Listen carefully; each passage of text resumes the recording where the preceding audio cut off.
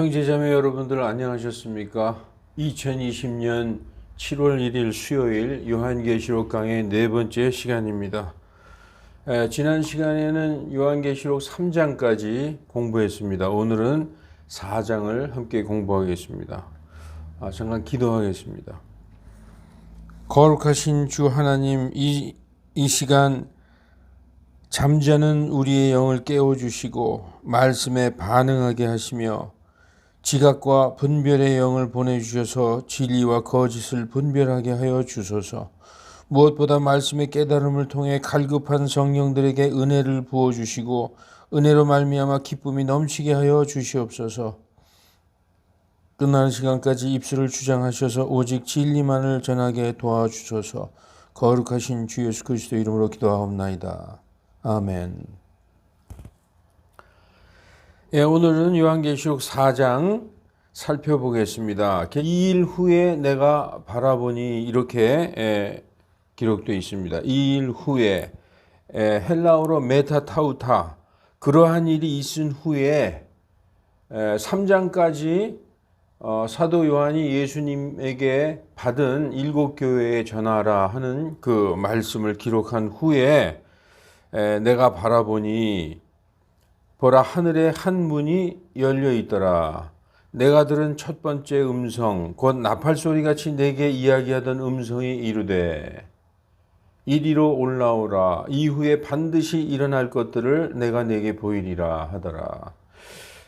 첫 번째 음성, 나팔소리같이 내게 이야기하던 음성은 1장 10절에 사도 요한이 주의 날 성령 안에 있었을 때에 내 뒤에서 나팔소리 같은 큰 음성을 들었다 하고 요한계시록 1장 10절에서 들었던 그 음성을 얘기하는 것입니다.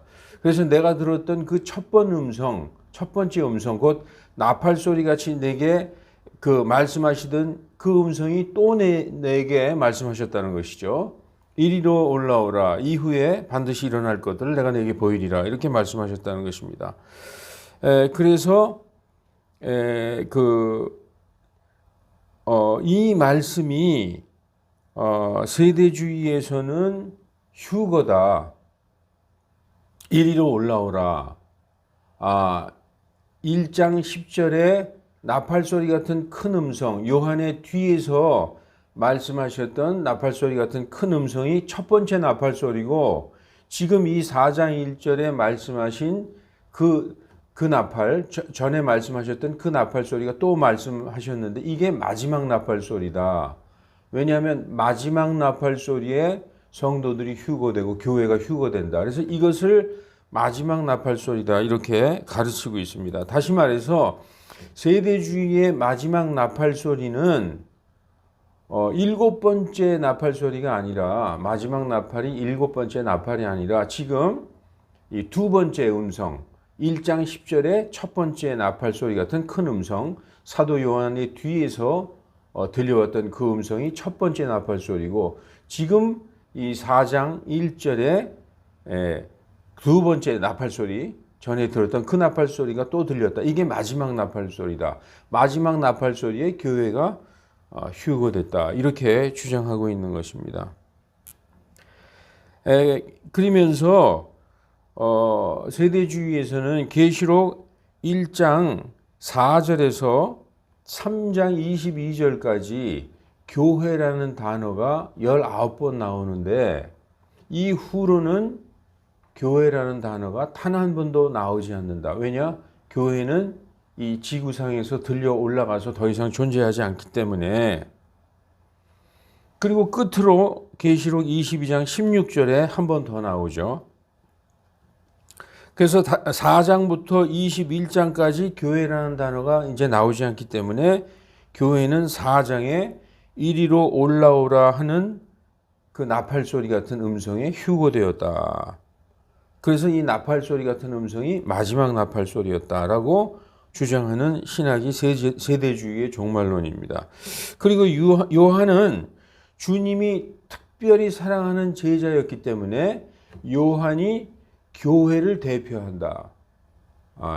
요한 자신이 교회를 상징하는 그런 사람으로서 요한은 교회의 예표이다. 그래서 요한이 하늘로 열린 문으로 올라간 것은 교회가 올라간 것이다. 교회가 휴거된 것을 의미한다. 이렇게 가르치고 있습니다. 근데 이 말씀을 믿으려면은 정말 엄청난 믿음이 필요합니다. 마치 예수님은 하나님의 아들이 아니시다. 이걸 믿어야 하는 것보다 더 큰 믿음이 필요한 거죠. 왜냐하면은 이 세대주의 신학을 미리 정해놓고 거기에 어떻게 하든지 이 환란 전에 휴거된다는 것을 끼워 맞추려다 보니까 이게 무리한 해석을 하는 것이죠. 이것은 아주 완전히 잘못된 해석임을 알 수 있습니다. 자, 예를 들어서 교회라는 단어가 3장 21절 이후 22절 이후에 4장 1절부터 21장까지 안 나온다 해서 교회가 존재하지 않는다. 그러면 우리가 환란이라는 단어를 한번 예로 들어봅시다. 환란은 요한계시록에서 5번 나오는데 그 7장 14절에 대환란, Great Tribulation이라는 단어, 대환란이라는 단어로 더 이상 환란이라는 단어 나오지 않아요. 7장 14절 이후에는 더 이상 나오지 않습니다. 그러면은 그 이후에는 환란이 전혀 없는 거겠네요. 그러니까 이 그 성경적인 주장, 성경에 근거해서 이 교회가 다 나오지 않기 때문에 교회는 휴거됐다. 이거는 정말 말도 안 되는 것이죠. 완전히 잘못된 주장입니다. 그래서 1장 10절에 내 뒤에서 크게 났던 음성, 나팔 소리 같은 큰 음성이 첫째 나팔이고 오늘 본문 4장 1절에 두 번째 그 동일한 음성, 그 음성이 마지막 나팔이다. 마지막 나팔 소리 휴거되었다. 이것을 주장하는 게 세대주의의 마지막 나팔입니다. 그럼 성경의 마지막 나팔은 뭐라고 성경은 말씀하시는가?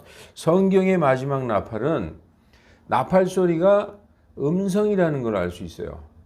천사의 음성. 물론 1장 10절과 4장 1절에 예수님의 음성, 나팔 소리 같은 큰 음성, 예수님의 음성으로 들을 수 있지만 이 이후에 천사의 나팔 소리도 음성이라고 성경은 말씀하고 있습니다. 계시록 10장 7절에 마지막 나팔에 대해서 뭐라고 얘기하고 있느냐? 일곱째 천사의 음성이 들리는 날들에 곧 그 천사가 나팔을 불기 시작할 때에 나팔 소리는 음성이라는 얘기죠. 하나님께서 자신의 종 대언자들에게 밝히 드러내신 대로 하나님의 신비가 완성되리라 하더라. 그럼 하나님의 신비가 여러 가지가 있는데 그 중에 하나를 살펴볼게요. 고린도전서 15장 51절에 보면은 보라 내가 너희에게 한 신비를 알게 하노니 하나님의 신비죠. 우리가 다 잠잘 것이 아니요 오히려 우리가 다 변화되리니 마지막 나팔 소리에 눈 깜짝할 사이에 순식간에 변화되리라. 나팔 소리가 울리면 죽은 자들이 썩지 않을 것으로 일으켜지고 우리도 변화되리니 마지막 나팔 소리에 죽은 자들이 부활하는데 썩지 아니할 몸으로 영광스러운 몸으로 예수님께서 부활하셨을 때 입으셨던 그러한 영광스러운 몸으로 일으켜지고 성도들도 몸이 변화돼서 올라간다는 거예요. 영광스러운 몸으로. 지금 이런 몸으로는 올라갈 수 없다는 거죠. 그래서 계시록 11장 15절에도 일곱째 천사가 나팔을 부니 이게 마지막 나팔 소리죠.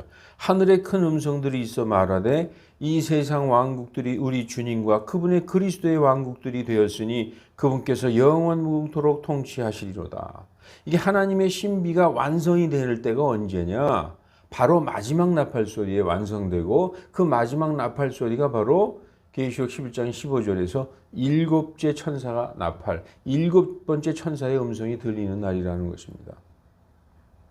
성경은 그렇게 마지막 나팔 소리를 그렇게 정의하고 있습니다.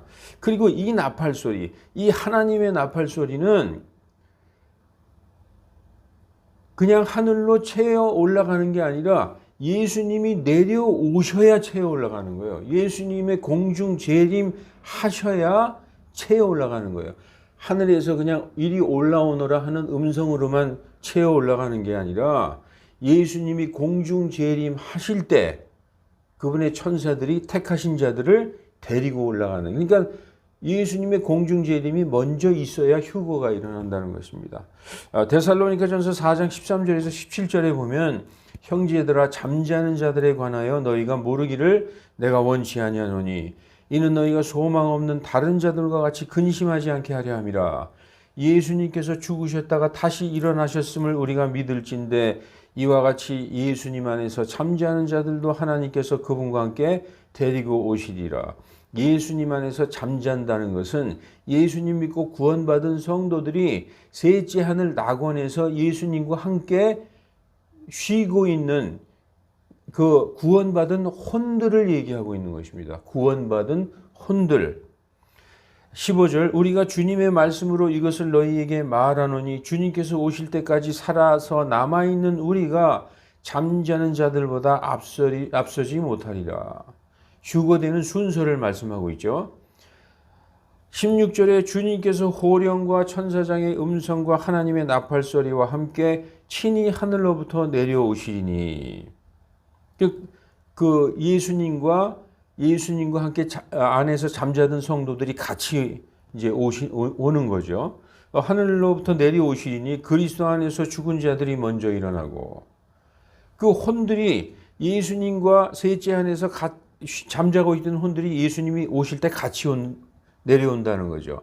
그들의 죽은 몸이, 죽은 자들이 먼저 일어나서 그 잠자고 있던 혼들이 자기의 육체와 이제 결합돼서 완전한 구원을 이루게 된다는 거죠. 이때 입을 육신은 영원한 육신, 영광스러운 육신, 썩지 않는 육신을 입게 된다는 것입니다. 그래서 그리스도 안에서 죽은 자들이 먼저 일어나고 그 후에 살아서 남아있는 우리도 그들과 함께 구름들 가운데로 채어 올라가 공중에서 주님을 만나 뵙게 되리니 그리하여 우리가 항상 주님과 함께 있으리라. 우리가 휴거되면은 낙원으로 바로 올라가는 게 아니라 공중에서 그분을 만나게 된다는 것입니다. 이게 성경에서 말씀하시는 휴거라는 거죠. 예수님께서 오실 때는 호령과 천사장의 음성과 하나님의 나팔소리와 그리고 예수님 안에서 잠자는 자들, 즉 구원받은 혼들, 구원받아서 셋째 하늘 낙원에 있는 혼들과 지금 우리가 읽었듯이 데살로니가전서 4장 14절에 읽었듯이 그런 잠자고 있는 혼들과 함께, 그리고 데살로니가후서 1장 7절에 보면은 자신의 권능의 천사들과 함께 오신다. 너희를 괴롭히는 자들에게는 환난으로 갚으시고 괴로움을 당하는 너희들에게는 안식으로 갚으시는 것이 하나님께는 의로운 일인즉 그분께서 자신의 권능의 천사들과 함께 오실 때, 이런 말씀이 있죠. 네, 그래서 예수님이 공중에서 내려오실 때 그때 랩처, 휴거가 된다는 것입니다. 그러니까 이 4장 1절에 세대주의의 가르침처럼 이리 올라오라 해서 그 요한이 올라갔는데 그것이 휴거다. 이건 말도 안 되는 것이죠. 네. 그리고 요한은 사도지만, 위대하신 사도지만 그분도 교회의 지체에 불과해요. 교회를 대표하는 건 예수님의 몸이 될 수는 없습니다.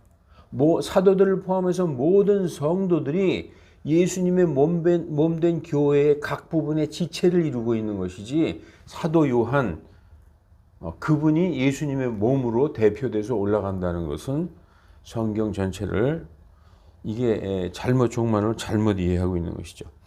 자, 이제 4장 2절에 이리로 올라오라 했다는 거죠. 그래서 이에 내가 즉시로 영 안에 있게 되었는데, 영어 성경을 보면 Immediately I was in the Spirit 이렇게 되어 있습니다. 여기에서 스피릿의 S를 자세히 보십시오. 계시록 4장 2절에 내가 즉시로 영 안에 있게 되었다 할 때 이 스피릿 S는 소문자로 되어 있어요. 그러니까 사도 자신이 자기의 영 안에 있게 된 것이죠. 계시록 1장 10절에 똑같은 문장이 I was in the spirit 했을 때 이 스피릿은 내가 성령님 안에 있게 성령님이 나를 데리고 가신 거죠. 내 영혼 육 전체를 이동시키신 것이고 이 지금 4장 2절에 I was in the spirit 할 때 영혼 육 중에서 내가 영 안에 있었다는 의미입니다. 육신까지 올라갔다는 의미가 아니에요. 그런데 휴거, 랩처는 반드시 육신을 입고 올라가는 거예요. 그게 바로 구원의 완성입니다. 영으로만 올라가는 것은 그것은 휴거가 될 수가 없는 것입니다. 여러 가지 면으로 볼 때 이게 휴거라는 것은 도대체 말이 되지 않는 것입니다. 자, 우리가 사도행전에 보면은 어떻게 성령님께서 전체로 사람을 이동시킬 수 있는가? 사도행전 8장에 보면 예루살렘에 경배하러 왔던 이집트의 에디오피아의 내시가 돌아가면서 사막에 병거를 타고 돌아가면서 그 병거 위에서 이사야서를 읽고 있었어요. 도무지 이해가 안 됩니다. 성령께서 빌립더러 가보라고 했어요. 빌립이 가서 자세히 설명해주고 그가 깨달음을 얻고 구원받았습니다. 그래서 같이 물속에 들어가서 침례를 주고 물속에서 이제 8장 39절에 그들이 빌립과 내시가 물속에서 나와 올라오자 주님의 영께서 빌립을 채워 가시니 내시가 그를 더 이상 보지 못하나 기뻐하며 길을 가니라. 성령님께서 물속에서 두 사람이 빌립이 침례를 주고 내시가 물속에서 올라왔는데 빌립이 사라져 버렸어요. 성경에서 성령님께서 그를 채워서 옮기셨다라고 말씀하고 있는 것입니다. 그래서 성령께서는 사람의 영혼육 전 인격체를 동시에 이동하시는 것을 알 수 있는 것이죠. 그 열왕기상 18장 12절에도 엘리야에게 이런 말을 합니다. 내가 당신을 떠나간 뒤 곧바로 주의 영께서 내가 알지 못하는 곳으로 당신을 데려가시리니. 이렇게 성령께서는 사람을 통째로 이동하시는 그런 것을 말씀하고 있는 것입니다. 그런데 지금 4장 2절에 사도 요한이 내가 즉시로 영 안에 immediately I was in the spirit 할 때 그때는 내가 영 안에 있었다. 몸까지 올라간 게 아니다. 그런 말씀이죠. 자, 우리가 고린도전서 6장 18절에 우리 그 성경에 보면은 영혼육을 정확히 구분하고 있어요. 음행을 피하라.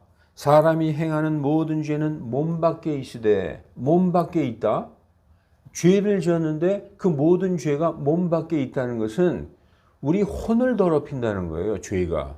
그러나 음행하는 자는 자기 몸을 더럽힌다는 것이죠. 그래서 몸 밖에 있었다, 몸 안에 있었다 이런 말씀이 고린도후서 12장에 나옵니다.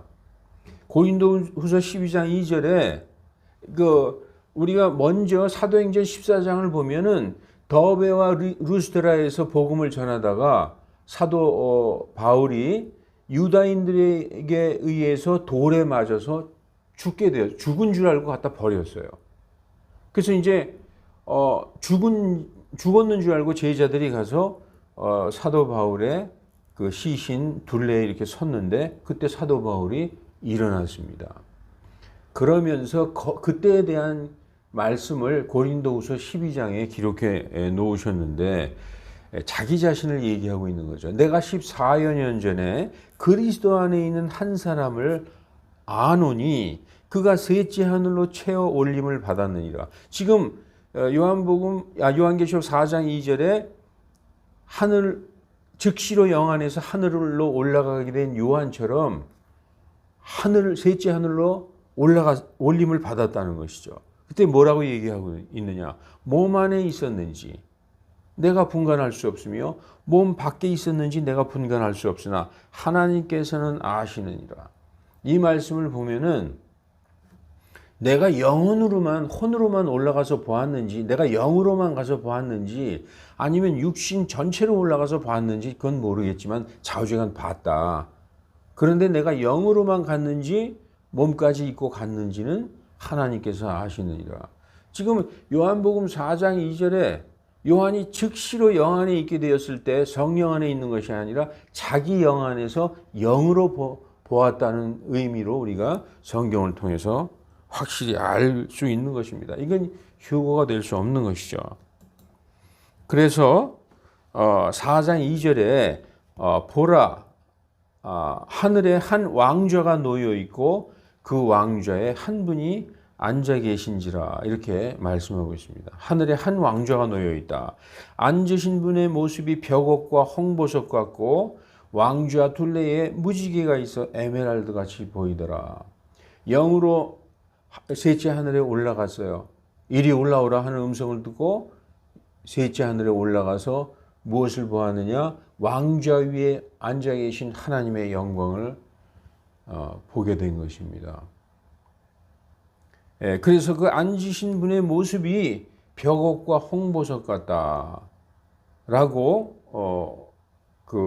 설명하고 있고 왕좌 둘레에 무지개가 있고 에메랄드 같이 보이더라. 여기서 왕좌 둘레에 근데 이제 개역성경은 보좌라고 되어 있죠. 우리 이제 보좌에 아주 익숙합니다. 그런데 보좌는 불교 용어예요. 성경적인 용어가 아닙니다. 예수님이 그 연꽃 위에 앉아 있는 그 연화 보좌라고 그러죠. 연화 보좌. 이 계시록은 왕좌의 책입니다. 왕좌의 책.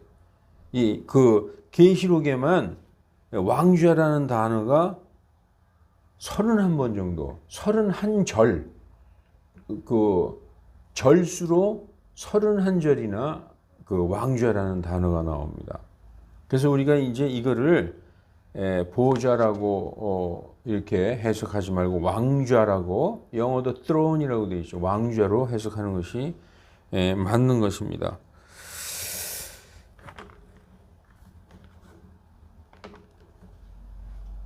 자, 그래서 이 벽옥은 하나님의 영광을 의미하고 있고 홍보석은 하나님의 은혜를 말하고 있는 것입니다. 그런데 이 왜 벽옥과 홍보석의 얘기가 나오느냐? 홍보석과 벽옥은 성경에서 제사장의 그 의복, 제사장의 그 맨 겉에 겉옷 위에 입는 그 제사장의 의복 위에 그 흉패, 가슴 한가운데 한 뼘 정도, 사방 한 뼘 정도의 흉패를 제사장이 달고 있습니다. 그 흉패에 12보석이 박혀 있는데 맨 첫 번째 보석이 바로 홍보석입니다. 그리고 그 12보석은 이스라엘의 야곱의 12아들, 즉 이스라엘의 12지파의 이름이 거기에 새겨져 있는 것입니다. 그래서 벽옥은 하나님의 영광으로서 누구를 상징하느냐? 맨 끝의 아들 베냐민을 상징합니다. 베냐민은 내 우편의 아들, 하나님의 우편의 아들, 그리스도의 신성을 상징하고 있어요. The Son of God. 그리고 홍보석은 르우벤으로서 한 아들을 보리라. 내가 잉태하리니 그의 이름을 예수라 하라. 한 아들을 보리라 할 때 그 아들이 있으리라 할 때 그 아들은 사람으로 오신 The Son of Man, 인자로서의 예수님을 말씀하시는 것으로서 그리스도의 성육신을 얘기한다고 볼 수 있는 것입니다. 그래서 이 12보석, 12지파의 처음부터 끝까지 이를 말씀하심으로써 그 12지파 전체를 대표하는 것으로 볼 수 있는 거죠. 예수 그리스도의 신성과 인성과 사역 그리고 성품 그 전체를 의미하는 것으로 볼 수가 있는 것입니다. 그래서 이렇게 돼 있어요. 제사장이 겉옷 위에다가 이렇게 우리가 그 에이프론 같은 가운 같은 것을 입는데 이것을 에봇이라고 합니다. 에봇 위에 가슴에 흉패가 있습니다. 여기에 12보석이 박혀 있죠. 12보석이 이렇게 박혀 있는데 맨 처음 것이 홍보석으로서 르우벤을 상징하고 맨 마지막 것이 벽옥으로서 베냐민을 상징합니다. 여기서 보면은 순서가 맨 오른쪽이죠. 거기에 홍보석과 그 다음에 황옥, 그 다음에 성류석, 그리고 맨 왼쪽 아래에 있는 이것이 이제 벽옥입니다. 두 번째 줄은 에메랄드, 사파이어, 다이아몬드. 이 에메랄드는 유다를 상징하죠. 이 홍보석은 르우벤을 상징하고 맨 끝에 하얀색 벽옥은 이제 베냐민을 상징합니다. 그리고 셋째 줄에 호박, 그리고 만호, 그리고 자수정, 그리고 녹주석, 줄만호, 벽옥. 이렇게 12지파의 그 12지파를 대표하는 보석을 이 흉패를 이렇게 제사장의 가슴에 있는 것입니다.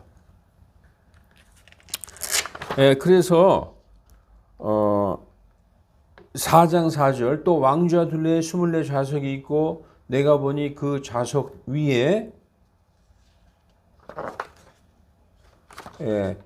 흰옷을 입은 24 장로가 앉아 있으며 그들의 머리 위에 금 왕관을 썼더라. 이렇게 말씀하고 있습니다. 이 24 장로는 신약을 대표하는 장로들입니다. 계시록 5장 9절에서 10절에 보면은 그들이 뭐라고 증거하는가. 제가 여러 번 말씀드렸지만 입에서 나온 그 증거의 말이 그들이 누구인가를 보여주는 그들의 아이덴티티다라고 제가 말씀드렸죠. 그들의 입에서 나오는 증거. 계시록 5장 9절로 10절에 보면 새 노래라는 게 나와요. 그 새 노래가 그 내용이 주께서 죽임을 당하사 예수님을 보고 말씀하는 거죠. 그 24 장로들이 주께서 죽임을 당하사 그 피로 우리를 우리의 죄들에서 씻으시고 우리 하나님을 위하여 우리를 왕과 제사장으로 삼으셨으니 우리가 땅에서 통치하리로다. 우리 하나님을 위하여 우리를 왕과 제사장으로 삼으시고 이 내용을 보면 예수 그리스도의 그 십자가의 대속의 피, 그 어린 양의 피로 자기네들이 속죄함을 얻었다. 그리고 우리는 왕과 제사장이다. 베드로전서 2장 9절에 우리는 왕이요 제사장이다. 이러한 그 신약 성도만이 할 수 있는 그 고백을 지금 하고 있어요. 이들은 보면은 우리가 5장은 다음 시간에 배울 텐데 신약 성도들을 대표하는 게 틀림없습니다. 어떤 사람들은 24명이니까 12명은 구약을 대표하고 12명은 신약을 대표한다. 이렇게 짜깁기를 해서 자기 상상으로 얘기하지만 이분들이 입에서 뭐라고 말하느냐, 무엇을 증거하느냐, 그걸 보면은 이분들이 어떤 분들인지 알 수 있는 것입니다. 성경에 의해서 5장 9절 10절에서 이분들이 누군가를 알 수 있습니다. 그리고 그들이 흰옷을 입고 있다. 흰옷을 입고 있다. 성경에서 흰옷은 두 가지 종류가 있어요. 흰옷은 white raiment 해서 그 흰옷은 성도들의 의라고 하고 있고 이제 white robes 그러면은 성경에서 딱 두 번 나옵니다. 이거 순교자들의 의복이에요. 6장 9절 이하에 그 계시록 6장 9절 이하에 제단 밑에 있는 순교자들에게 흰 예복을 주시면서 조금만 더 쉬고 있어라.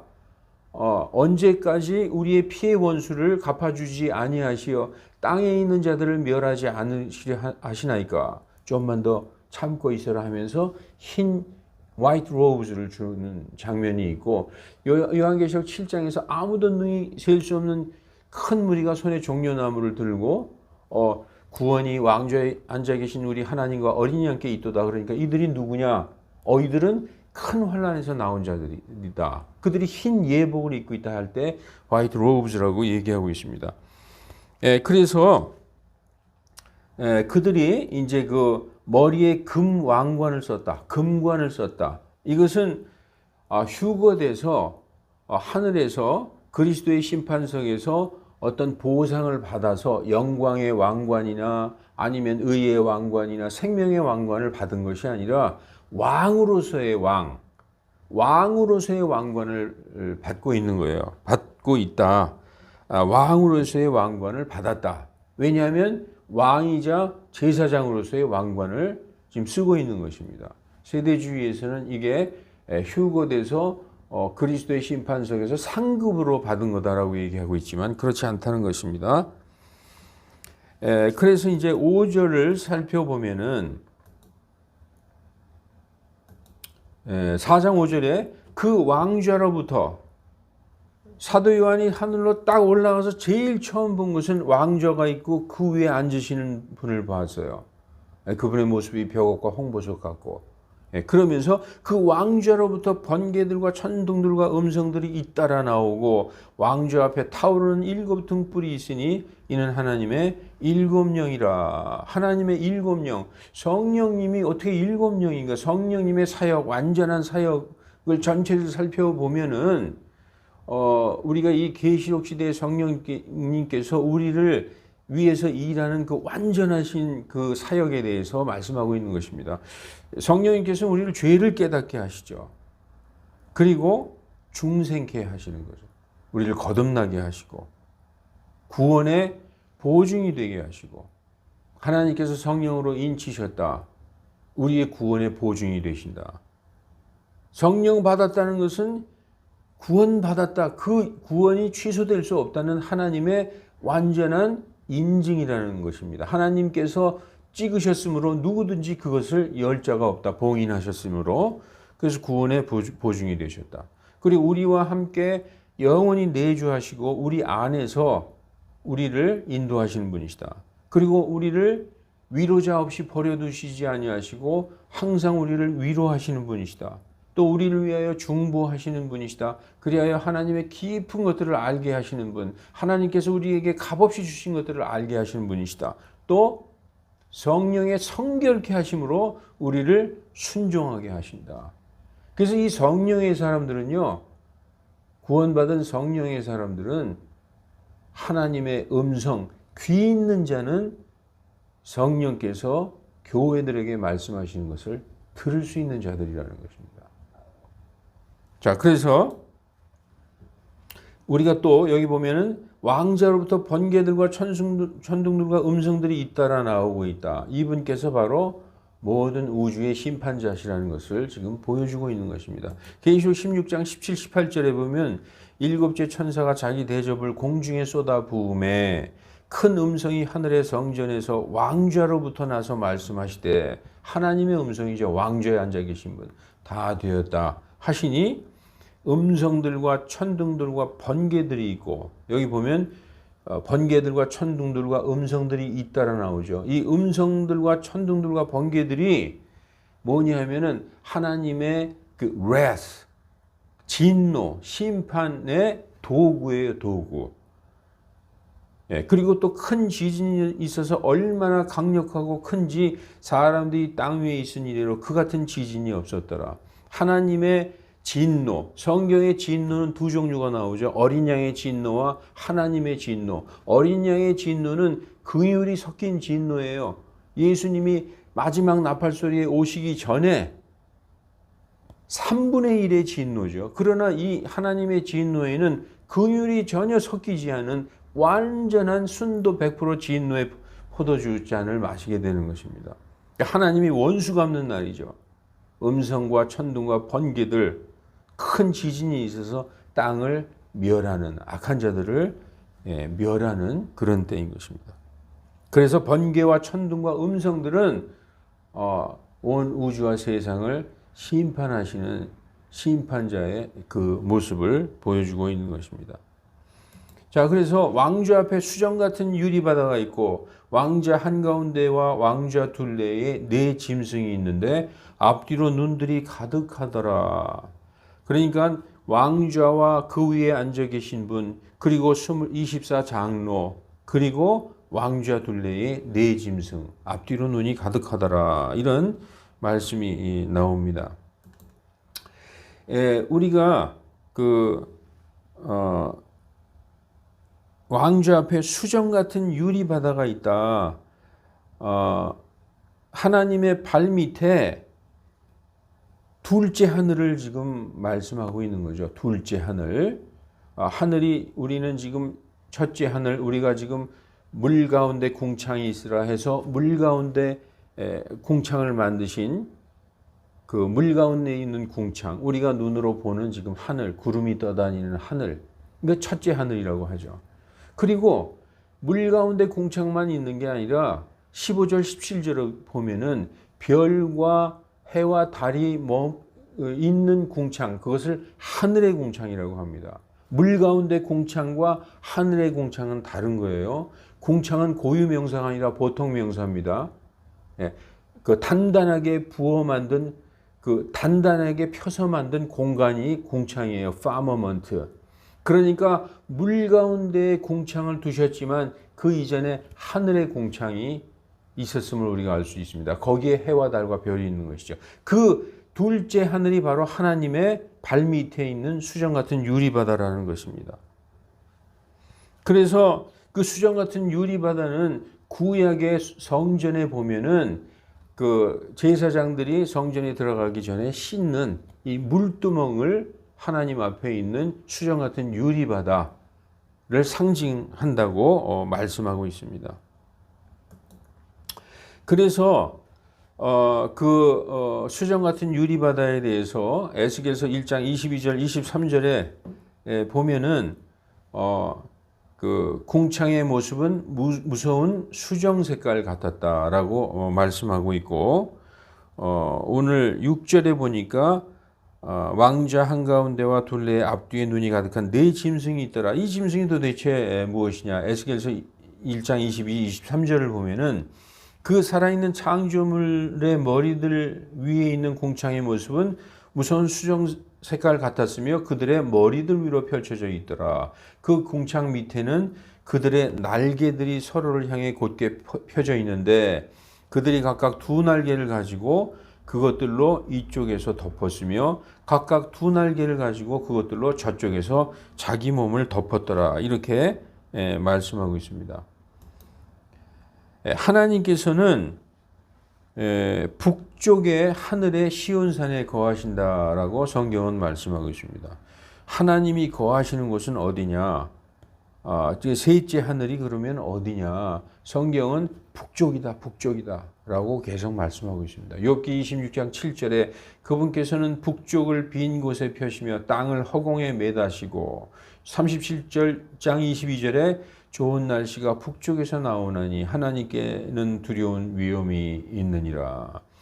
시편 48편 1절에 주께서는 위대하시니 우리 하나님의 도시와 그분의 거룩함의 산에서 크게 찬양할지어다. 우리 하나님의 도시 시온산, 하늘의 예루살렘. 히브리서 12장에 보면 시온산, 하늘의 예루살렘이라고 말씀하고 있죠. 그게 북쪽의 옆면들에 있는 도시라고 말씀하고 있습니다. 시편 48편 2절에 시온산은 아름답게 위치하여 온 땅에 기쁨이 되나니 곧 북쪽의 옆면에 있는 위대한 왕의 도시로다. 그분의 발 아래 하늘의 궁창을, 둘째 하늘을 수정같이 얼어붙은 유리바다라고 표현했습니다. 욥기 38장 18절에 그대가 그분과 더불어 엘리후가 욥을 비난하면서 책망하듯이 이제 말하는 거죠. 그대가 그분과 더불어 단단하고 부어 만든 거울과 같은 하늘, 오늘 얼어붙은 수정과 같은 궁창을 지금 하나님 앞에 있는 유리바다를 얘기하는 것이죠. As a molten looking glass. 하나님이 단단하고 부어 만든 거울과 같은 하늘을 만들 때 너도 같이 만들었단 말이냐? 네가 뭘 다 안다는 얘기냐? 이걸 지금 비난하는 것이죠. 38장 30절에는 물들은 돌로 숨긴 것 같이 숨겨져 있고 기품의 표면, 수정 같은 유리바다를 얘기하는 거죠. 그 표면은 얼어 있느니라 그렇게 말씀하고 있습니다. 계시록 4장 7절 첫째 짐승은 사자 같고 둘째 짐승은 송아지 같으며, 지금 왕좌에 계신 하나님, 둘레의 24장로, 또 둘레의 네 짐승, 그 짐승의 첫째 짐승은 사자 같고 둘째 짐승은 송아지 같으며 셋째 짐승은 사람과 같은 얼굴을 가졌고 넷째 짐승은 날아다니는 독수리 같더라. 에스겔서 1장 10절도 똑같이 말씀하고 있어요. 그런데 이 짐승에 대해서 이사야서 6장 10절에서는 그 비슷한 짐승이 나옵니다. 스랍이 나오는데, 스랍, 세라핌이죠. 세라핌, 6날개를 가지고 있고, 에스겔서 1장 6절에는 네 날개를 가지고 있어요. 그런데 지금 이 계시록에 있는 네 짐승은 날개가 6이에요. 그래 날개가 6인 점에서는 이사야서의 스랍과 비슷하지만 나머지 점은 전부 에스겔서에 나오는 이 그룹 케루빔하고 다 유사한 점을 가지고 있습니다. 에스겔서 1장 10절에 보면은 얼마나 그 유사한가 한번 봅시다. 아까 우리 그 계시록 4장 7절에 그 짐승의 네 짐승의 얼굴이 사자, 송아지, 사람, 독수리. 지금 에스겔서 1장 10절에 그들의 얼굴 모습으로 말하건대 그들 넷이 사람 얼굴과 사자의 얼굴과 소의 얼굴, 독수리 얼굴을 가졌다. 예, 이렇게 말씀하고 있어요. 그런데 에스겔서 10장 14절에도 그들이 각각 네 얼굴을 가졌는데 첫째 얼굴은 그룹의 얼굴이요. 둘째는 사람, 셋째는 사자, 넷째는 독수리. 그러면 여기에서 그룹의 얼굴이 뭔가 우리가 알 수 있죠. 송아지요, 소의 얼굴이죠. 10장에서는 보십시오. 사람 얼굴, 사자 얼굴, 소의 얼굴, 독수리 얼굴이라고 했는데 여기 14절에 사람, 사자, 독수리 셋은 나오는데 뭐가 나와요? 송아지죠. 그룹의 얼굴이 소의 얼굴인 것을 우리가 알 수 있는 것입니다.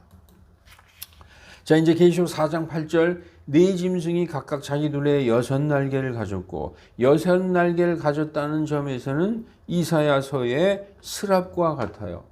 스랍과. 그러나 나머지 것은 거의 다 에스겔서에 있는 그룹과 같은 모습을 가지고 있습니다. 네 짐승이 각각 자기 둘레에 6날개를 가졌고 안쪽에는 눈들로 가득하더라. 그들이 밤낮 쉬지 않고 말하기를 거룩하시도다 거룩하시도다 거룩하시도다. 전에도 계셨고 지금도 계시며 앞으로 오실 주 하나님 전능자시여 God Almighty. 일단 성경에서 전에도 계셨고 지금도 계시고 앞으로 오실 주 그러면 여호와 하나님을 말씀하는 것이다 라고 우리가 알면 됩니다. 자, 계시록의 네 짐승이 무엇이냐 우리가 살펴보건대 그룹과 스랍의 특징을 다 가지고 있는 짐승 같다. 날개가 6인 것으로 볼 때 스랍과 이사야서 6장에 나오는 스랍과 같고 그리고 나머지는 다 그 에스겔서에 나오는 그룹과 같다라고 제가 말씀드렸죠. 자, 그룹은 에스겔서에서 나오는 네 짐승으로서 네 날개를 가지고 있어요. 그러니까 지금 계시록에서는 6날개를 가지고 있으니까 스랍과는 조금 다르죠. 6날개를 가지고 있다고 하니까. 그런데 이 그룹은 에스겔서에서 나오는 그룹은 바퀴가 있어서 하나님의 왕좌를 이끌고 다닌다. 그 그룹이 움직일 때마다 그 바퀴들도 같이 움직인다. 그리고 사방으로 눈이 가득하다. 이 점도 계시록의 짐승과 너무 똑같죠. 여기 보십시오. 네 짐승이 각각 자기 둘레에 6날개를 가졌고 안쪽엔 눈들로 가득하더라. 이 그룹도 에스겔서에 나오는 그룹도 사방으로 눈이 가득하다라고 1장 18절에 기록되어 있습니다. 그러면 이사야서에서 나오는 스랍은 네 짐승이 6날개를 가지고 있고 또 지금 계시록에서 나오는 짐승도 보면요. 계속 거룩하시도다 거룩하시도다 거룩하시도다 이 외치고 있는 점으로 볼 때 이 이사야서 6장 3절에 이 스랍이 계속 거룩하시도다 거룩하다 거룩하다라고 외치고 있는 것입니다. 그래서 이 계시록 4장에 등장하는 하나님의 왕좌 주변에 있는 네 짐승은 스랍과 그룹의 어떤 같은 그 공통된 점을 가지고 있는 짐승이다라고 우리가 그 정도만 알고 있으면 되겠습니다. 자, 그래서 이제 4장 9절에서 11절까지 그 짐승들이 왕좌에 앉으신 분, 곧 영원 무궁토록 살아계시는 분께 여호와 하나님께 영광과 존귀와 감사를 드릴 때에 24 장로가 왕좌에 앉으신 그분 앞에 엎드려 영원 무궁토록 살아계시는 그분께 경배하며 자기들의 왕관을 왕좌 앞에 던지며 말하되 왕관을 던진다. 예.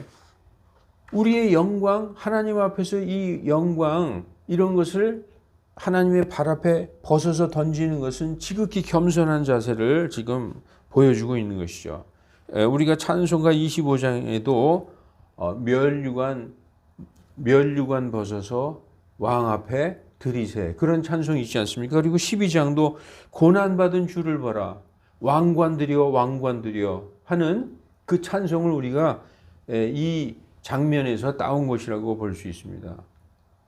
왕관을 왕주 앞에 던진다는 것은 우리의 영광 하나님 앞에서 우린 영광 받을 자격이 없나이다 하고 하나님 앞에 극도로 자신을 낮추고 경배하는 모습입니다. 그러면서 그 24 장로가 뭐라고 얘기하느냐? 오 주님, 주께서는 영광과 존귀와 권능을 받기에 합당하시오니 이는 주께서 모든 것을 창조하셨고 그것들이 주의 기쁨을 위하여 존재하며 창조되었음이니이다 하더라. 우주와 세상 만물 사람들은 하나님의 영광에 대한 찬양을 위해서 창조된 것입니다. 이스라엘도 하나님께서 그들은 나의 영광을 위해서 내가 만들었다.